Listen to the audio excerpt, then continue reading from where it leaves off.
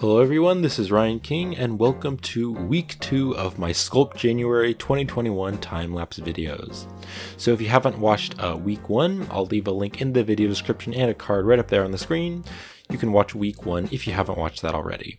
So if you haven't heard about Sculpt January is a really fun art challenge. It was created by Zach from CG Boost, and basically every January they make a calendar, and each day of January there is a prompt, and you're supposed to sculpt something that is somewhat related to that word, so it kind of gives you an idea of what you want to sculpt. So this is the second video, and I'll be making one video each week of January on my YouTube channel. So for day 10, the prompt was Bad Hunter. So I decided to sculpt Bossk from Star Wars.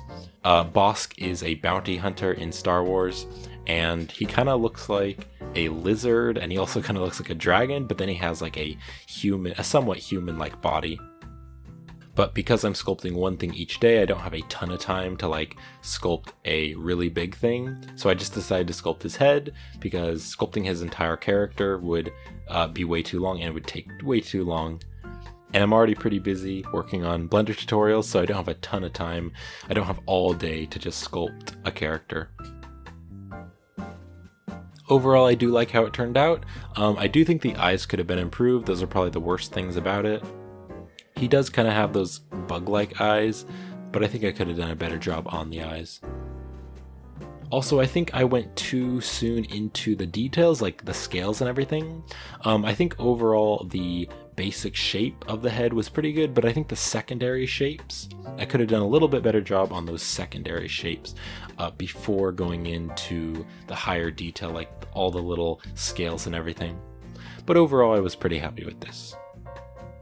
So just sculpting in all the little scales. Of course, I got a bunch of reference images using the PureRef software. So I used the PureRef software and then just drag in a bunch of images and kind of move them around. And then I just put those references on another monitor, and then I could use that as references to sculpt.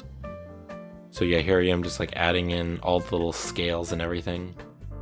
If you'd like to check out all my sculpts on Sketchfab, I have all of my Sculpt January sculpts uploaded to my Sketchfab profile, so link will be in the description if you'd like to check that out. Sketchfab is a really awesome website where you can upload 3D models and you can view them in your browser, so it's a really cool website. So if you'd like to check out my sculpts on Sketchfab, links will be in the description.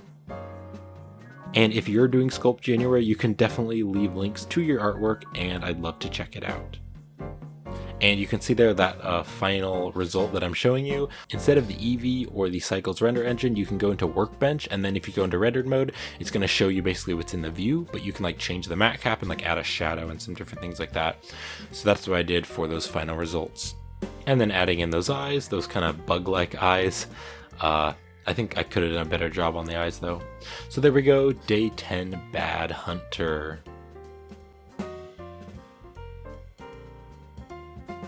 So here we are on to day 11. So the word for day 11 was living vehicle.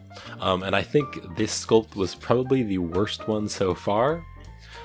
This was the day that I was finishing up and uploading the first part of my complete beginner Blender tutorial series. So I was pretty busy this day because I was like uploading the tutorial series to the different sites that I'm selling it on and uploading the first parts to YouTube and just finishing everything up, you know, making the video thumbnails and all that kind of stuff.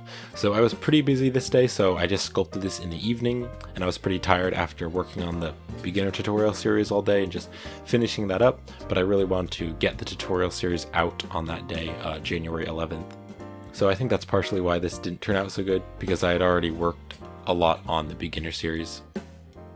But also, I do prefer to sculpt more organic things. Things that are hard surface like this, I'd just rather box model it.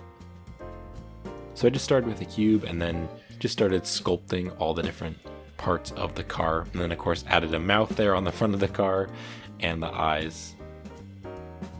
And I added the X and Y symmetry, and that way I'd only have to sculpt a quarter of the car and it would mirror it over on the other sides. And then just carving in where I want the windows to be. Because the mirror was on the X and Y, the car actually had two faces, a face on the front and a face on the back. So after I sculpted that, I just took away the X and just left the Y mirror, and then I just sculpted away the face on the back of him, and then I just added some basic headlights and also added the license plate on the back of the car. And then here I am just adding an antenna. Maybe the car is like driving really fast, so the antenna is like flying back.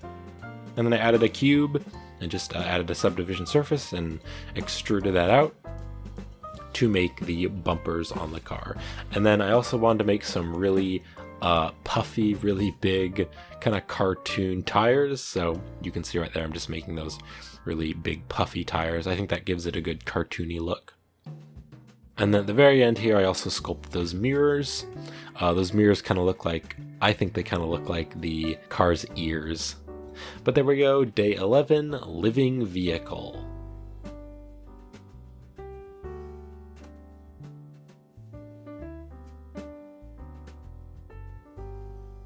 And day 12, so the word for day 12 was unproportional bodybuilder.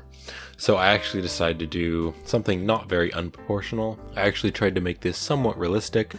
So I just decided to do a realistic like arm. I thought this would be a good anatomy practice. Didn't really like how it turned out though. This definitely shows my lack in anatomy knowledge. I definitely need to improve my anatomy skills. But it was good practice anyways. But also I find sculpting hands to be pretty difficult, and you can see there I sculpted a hand there. So not very happy with this one, but it was good practice. So I just added a cube and extruded out the cube and just made a basic base mesh for the arm. And then I went in there and just tried to sculpt the different muscles and everything. I got anatomy references of arms, but I didn't really like how it turned out. You can see there I was sort of like carving in the different areas for the muscles and then just using the clay strips brush to kind of bump out those muscles and make it look a little bit more realistic. And making the hand was especially hard because I just started off with a blob, as you can see right there. And then I was just sculpting in the different fingers and just really trying to show where those shapes were. But I did find it pretty hard because I didn't start off with any base mesh fingers. So I just had to like carve into the fingers and then bump out where I wanted the fingers to be and then carve in like the corners and stuff.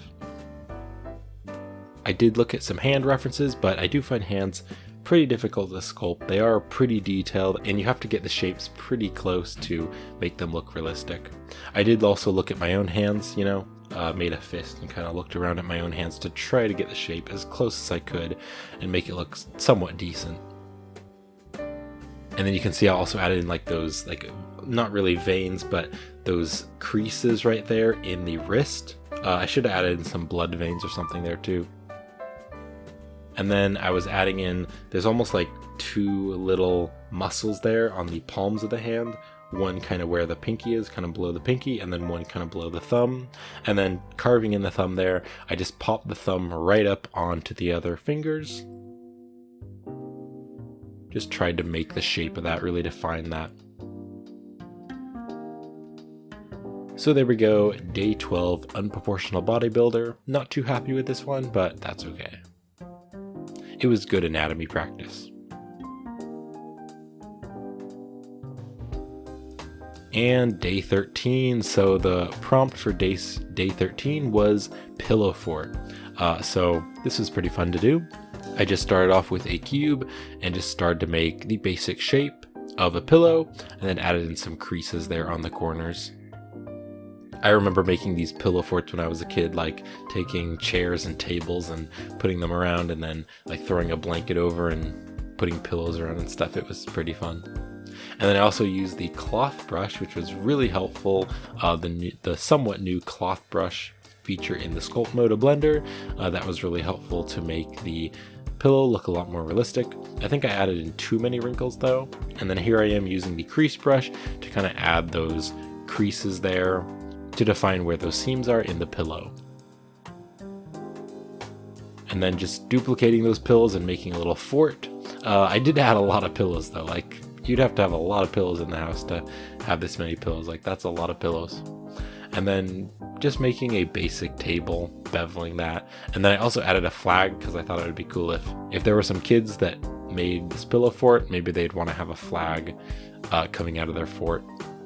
So I just modeled a basic flag, extruded that around the pole, and then I used the cloth brush and kind of pulled out the shape. And then I also used the pose brush to kind of pose the flag and make the flag kind of sagging down. That was pretty fun to make. And then going into edit mode after that and just extruding out the parts of the flag on the side there. And then I just duplicated some pillows and went into the sculpt mode and just changed the shape of the pillows a little bit to make them look a little bit more unique and different. So there we go, day 13 pillow fort. This was a fun one to make.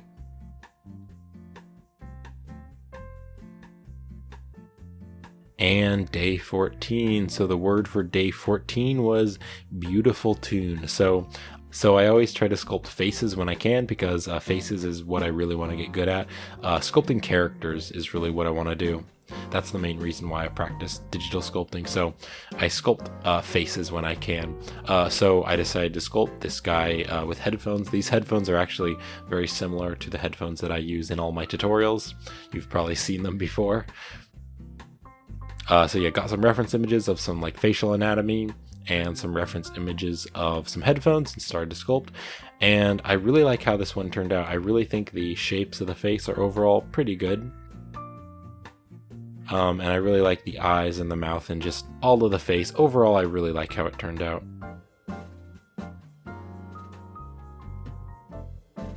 Also adding in that crease there around kind of where the mouth and the nose are. And then you can see that I just added in some blobs or some circles for the eyes, and then I sculpted the eyelids on top of that because I was going to have his eyes closed, so I didn't really have to add in any spheres. Adding in the lips there, and just the different parts of the anatomy, and then extruding out and pulling out the neck, shaping the face a little bit, shaping the back of the head a little bit, and then adding in those different neck muscles and the Adam's apple and just sculpting around the neck and making it a bit thicker. But yeah, this one was, this is probably one of my favorite ones so far because I really like how that face turned out. I just think it turned out pretty good and I think it's pretty realistic. And then here I am just doing some basic box modeling to create the headphones. I do like how the headphones turned out. I think they turned out pretty good. So yeah, just box modeling the shape of the headphones, sticking them on the face. Just basic box modeling, nothing special with those headphones. And then just adding a cube and using the mirror modifier and just making that top area there that goes around the top of the head to keep the headphones up on the head.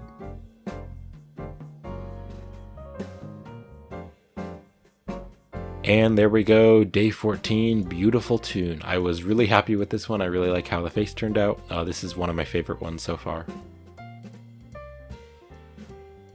And day 15, so the prompt for day 15 was heavy horns. So I decided to sculpt a rhino. So I got this image from Pixabay and I just dragged it into Blender from my file browser, just dropped it in there as a reference image and then used a cube and added a mirror modifier and just made the basic shape of the rhino. And I think that really helps, especially for something that complicated like a rhino. Making a base mesh first really helps to improve the sculpt. And then here I am just sculpting the rhino, adding in like around the neck, the little creases there, and just extruding out the ears. When I was looking at reference photos, there are actually a bunch of different types of rhinos. Like some rhinos have like smaller, thicker horns, and some rhinos have like really tall, thin horns. So I just kind of picked a type of rhino that I liked and then just sculpted that. Like you can see there in the neck, sculpting kind of the wrinkles in the leathery skin. Overall, I do like how this turned out, but I do think some of the shapes, some of the anatomy could be a bit better. There's just something about the overall shape that I don't think I quite caught the rhino shape. But I've never really studied animal anatomy, and I don't think I've ever sculpted a rhino before. So overall, I think this turned out pretty good for not really sculpting animals very much. Adding in that little like tip there on the front of the lip. and adding in some creases around the mouth and defining the ears a little bit, and then just adding at the very end there, just adding in a basic eye and mirroring that over. So there we go, day 15, heavy horns. And day 16, so the word for day 16, or the prompt for day 16, was melting armor. So I thought it would be really cool to sculpt some knight armor, but I wasn't quite sure how I would make it melt, like melting armor. I thought maybe I could like sculpt a scene with like a dragon and a knight, and maybe the dragon's fiery breath is like melting the knight's armor because it's so hot. But I was actually pretty busy this day. I knew I was going to be pretty busy. So I just sculpted this in the morning for like an hour or an hour and a half or something. I knew I didn't really have time to sculpt something really detailed and big, so I just had to work with the time that I had because I was pretty busy this day. So I actually kind of left out the melting part, but that's okay. Really, those prompts are just for you to get an idea of what to sculpt, but you don't have to sculpt something exactly related to the word. So adding a belt there after I made the chest plate, and then also adding in that belt buckle, and then I just added a cube and added a subsurf, just made the basic shape of the shoulder armor, and then added a mirror and mirrored that over, and then just sculpted one side and it would mirror it over to the other side. Just trying to add a little bit more detail in the armor, and then here I added a cylinder and used that for the knight helmet. Added in some little slits there for the eyes and some holes, maybe to breathe in, because that would probably be kind of hard to breathe in, that big helmet there. Just adding in some basic arms, and then adding in some little pieces of armor right there around the hips. So there we go, day 16, melting armor. Although the armor isn't melting, but that's okay.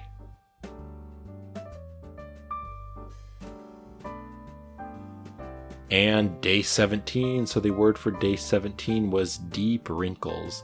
So I was really looking forward to this one because I wanted to get more sculpting practice with faces. Overall, I do really like the shape. I especially like the neck, how that turned out. And overall, just the shape of the face I do really like. But the wrinkles, I don't think I really put the wrinkles in the right places because, you know, there are actually specific ways that the wrinkles are created. The wrinkles aren't just randomly around. Like there are wrinkles around kind of the neck, and you can see like the wrinkles between the wings of the nose and the side of the mouth. Those are definitely there. And there's wrinkles, you know, on the sides of the eyes and like on the forehead or the chin. But you can see like some of the wrinkles on the face, it almost looks like face paint or something. Like I wasn't really quite sure how the wrinkles worked. So I just kind of sculpted wrinkles. I did look at reference images, but I definitely need to improve my skills when it comes to like adding in where the wrinkles actually would be realistically. Overall, I was pretty happy with this one though. You can see right there, he doesn't actually look very old, so I was like, okay, I need to add a lot more wrinkles to make him look old, because right there in the time lapse, he doesn't actually look very old. So there we go, you can see now I'm adding in some different wrinkles and pulling out the neck too. Kind of thickening up that neck and adding in different muscles and stuff around the neck. And then there I am adding more wrinkles. But yeah, I just wasn't quite sure where the wrinkles actually went. Even though I was looking at reference images, I find that kind of difficult. Adding in those neck muscles there. I do really like how the neck turned out. I think it turned out pretty cool. And there we go, day 17, deep wrinkles.